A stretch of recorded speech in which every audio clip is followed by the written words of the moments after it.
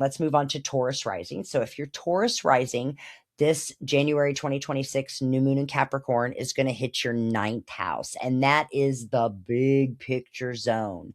It is traditionally on the traditional chart, it's ruled by Sagittarius, which is a Jupiter. So everything, it's big, go big or go home, right? So we're thinking like big kind of stuff for this ninth house for all you Taurus rising folks out there, for areas to set your goals. Okay.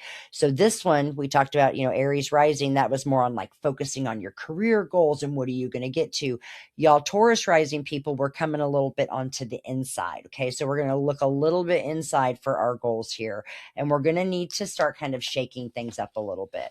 Chances are, if you're Taurus rising, you've been feeling some sort of a tug or a pull that, is there more to life out there? What else is there out there for me? I think that's the way, dear God. Oh, I love myself. Anyway, it's very Sagittarius. So it's very starting to think about, where do I fit in this bigger picture and this puzzle in life? So we want to work with that energy. And I want you to sit down and maybe think about that, Taurus rising.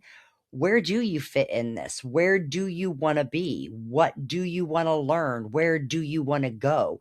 This house in particular is all about learning and expanding. I said Jupiter and Sagittarius, that's all big stuff, right?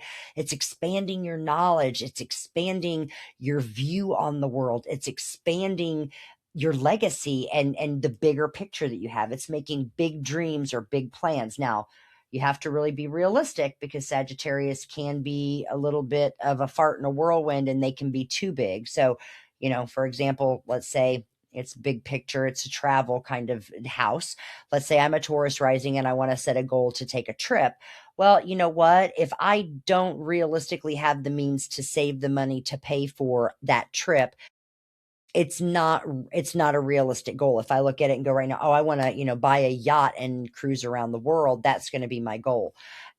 For me, I work a job. That's probably not going to happen right now. I mean, a girl can dream, but I just don't see how that's really going to happen. So it's obviously right off the get-go, it's not even achievable for me, but something for you to think about. I did write down 2 for Taurus rising. Okay, I wrote that down and got ahead of myself. Look ahead 12 months. So you're looking ahead to January 2027. So between now and January 2027, Taurus rising, where's one place you could realistically travel to? Maybe it's a road trip to Michigan, which for me is 3 hours north of here, and an awesome place to go to get some amazing water therapy and check out some cool rocks on the beach. Maybe you want to go someplace bigger. Maybe you've got the ability to really see that happening. This is the time for you to really say, this is the time I want to go there, and this is how it's going to happen. Honest to God, I did this last year, was manifesting a trip to Scotland. It's in the books, and we are leaving on May the 15th of 2026 for an 11-day trip to Scotland. Whoop, whoop, whoop, whoop.